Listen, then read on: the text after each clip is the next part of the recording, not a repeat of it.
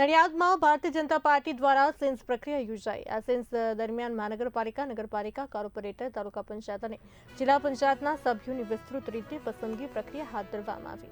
ખાસ કરીને નડિયાદ મહાનગરપાલિકાના મેયર, વાઇસ મેયર અને સ્ટેન્ડિંગ કમિટીના ચેરમેન માટે પણ સેન્સ લેવામાં આવી। એક જિલ્લા પંચાયત અને 9 તાલુકા પંચાયત માટે ઉમેદવારો અંગે ચર્ચા અને મૂલ્યાંકન કરવામાં આવ્યું હતું। આ સમગ્ર પ્રક્રિયા અંજુબન વેકરિયા, મારુતિ અડોદરિયા અને રોહિત શર્માની આગેવાની હેઠળ પૂર્ણ કરવામાં આવી। ધારાસભ્ય પંકજભાઈ દેસાઈ વિશેષ ઉપસ્થિત રહ્યા હતા અને માર્ગદર્શન પૂરું પાડ્યું હતું। ખેડા જિલ્લાના ભાજપ પ્રમુખ નયનાબેન પટેલ તથા 2 મહામંત્રી પણ ઉપસ્થિત રહી સમગ્ર પ્રક્રિયાને ગતિ આપી હતી।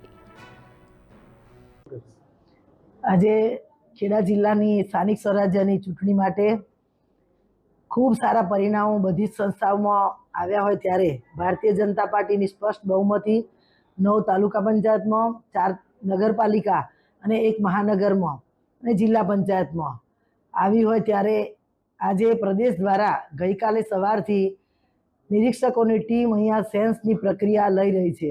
ત્રણેય નિરીક્ષકો દ્વારા 9 તાલુકા પંચાયતના ચૂંટાયેલા તમામ પ્રતિનિધિઓ, નગરપાલિકાના બધા જ પ્રતિનિધિઓ, જિલ્લા પંચાયત અને મહાનગરના આજે એમ બધી જ સંસ્થાઓના ચૂંટાયેલા પ્રતિનિધિઓના 1 બાય 1 સેન્સ લીધા છે। સેન્સની પ્રક્રિયા થયા બાદ જિલ્લાની સંકલન થશે અને સંકલનમાં પેનલો બનાવી અને પ્રદેશ ભારતીય જનતા પાર્ટીની પાર્લામેન્ટરી બોર્ડ સમક્ષ રજૂ કરીશું અને પાર્લામેન્ટરી બોર્ડમાંથી મુખ્ય પદો પ્રમુખ, ઉપપ્રમુખ અને કારોબારી ચેરમેન